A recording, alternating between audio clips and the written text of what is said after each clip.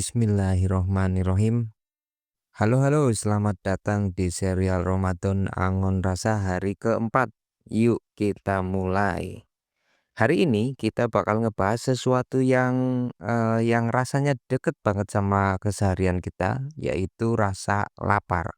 Iya, lapar ini kan sesuatu yang dihindari banyak orang ya. Bener banget. Buat kamu yang sering merasa gampang emosi atau nggak fokus kalau nggak sarapan atau nggak makan siang, diskusi Ramadan kita kali ini mungkin bakal sedikit merubah cara pandangmu nih.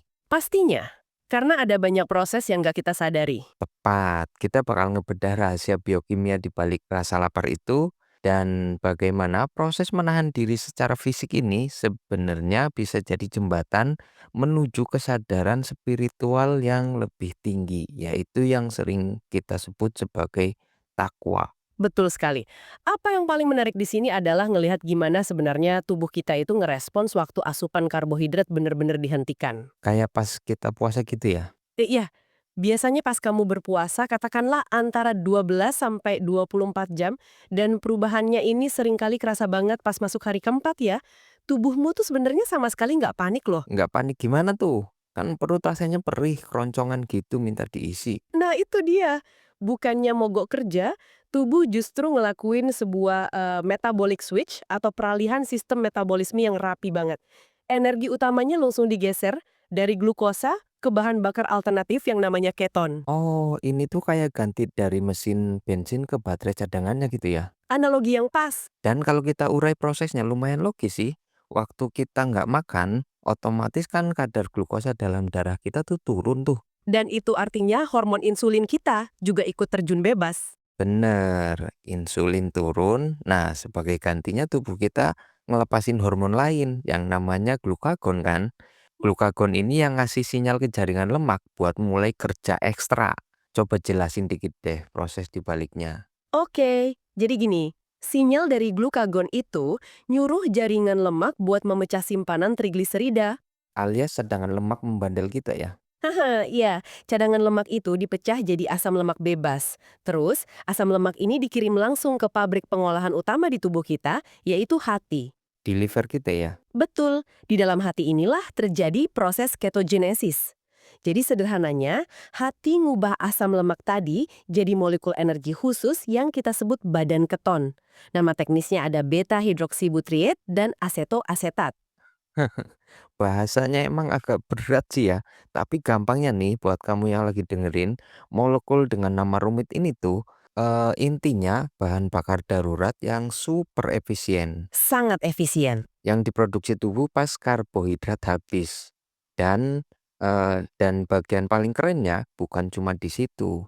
Tahu nggak? Keton ini paling banyak alirnya kemana? Langsung ke otakmu. Ini adaptasi yang luar biasa brilian sih menurutku.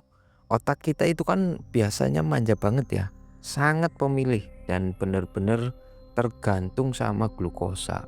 Bener, kalau kurang gula rasanya lemot banget mikir. Tapi dalam kondisi puasa, otak ternyata bisa beradaptasi. Dia bisa ngambil 60-70% energinya murni dari keton ini. Wah, sebanyak itu ya? Ya, bahan bakar alternatif ini malah sering bikin otak kerjanya lebih efisien loh. Makanya banyak orang yang ngerasa pikirannya jauh lebih jernih waktu lagi berpuasa. Pantesan, kadang tuh di pertengahan puasa pikiran malah kerasa tajem banget. Jauh lebih tajem dari saya yang biasanya gampang panik kalau belum sarapan. Sarapan kali. Ya memang waktu sistem keton ini sudah jalan lancar, kepanikan biologis kayak rasa perih di perut itu pelan-pelan mulai mereda karena tubuh tahu kalau itu aman ya. Kan ada cadangan yang solid tadi. Tepat sekali. Dan ketika sinyal panik dari tubuh itu hilang, disitulah muncul sebuah ruang kosong. Ruang yang tenang di dalam kesadaran kita. Ruang kosong ini yang menarik buat dibahas nih. Iya, ruang kosong ini sangat esensial. Saat dorongan primitif untuk buru-buru cari makan udah bisa terkendali, kamu jadi bisa mulai berpikir jernih. Jadi kita nggak dikendalikan oleh alarm perut lagi ya. Bener. Di titik ketenangan itulah kamu punya kemampuan untuk misahin mana sih yang murni cuma kebutuhan perut sederhana sekadar buat bertahan hidup. Dan mana yang sebenarnya hanya tuntutan nafsu aja ya. Kayak cuma aku pengen ngunyah karena lapar mata. Persis, itu cuma keinginan lidah semata yang nggak ada batasnya. Wah, berarti ini bukan cuma soal nahan lapar fisik aja dong. Ini jauh lebih dalam dari itu. Sangat dalam. Sains biologi mungkin cuma bakal ngejelasin fenomena ini sampai di tahap adaptasi metabolik aja. Tapi nilai spiritualnya ada di baliknya ya. Betul. Pencapaian yang kita sebut sebagai takwa tadi justru dimulai tepat di atas adaptasi fisik tersebut. Keton pada akhirnya kan cuma bahan bakar alternatif buat kelangsungan fisik. Ya, sekedar biokimia. Tapi ketenangan dan ketakwaan yang lahir dari proses menahan diri itulah yang bakal jadi bahan bakar abadi buat jiwa kita. Itu masuk akal banget sih. Jadi pada akhirnya kita berpuasa bukan karena tubuh kita tuh perlu disiksa dengan rasa lapar, Sama sekali bukan. tapi kita justru menggunakan kecerdasan biologis tubuh kita sendiri supaya kita sanggup memimpin dan mengendalikan diri kita.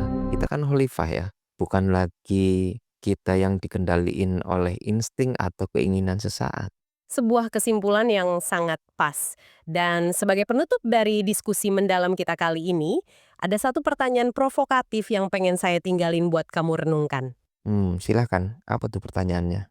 Jika tubuh manusia punya mekanisme cadangan yang begitu luar biasa cerdas untuk nganterin kita pada kejernihan spiritual saat lapar, kekuatan atau sistem biologis tersembunyi apalagi di dalam tubuhmu yang mungkin diam-diam menunggu untuk bangkit, asalkan kamu berani melangkah keluar dari zona nyaman fisikmu.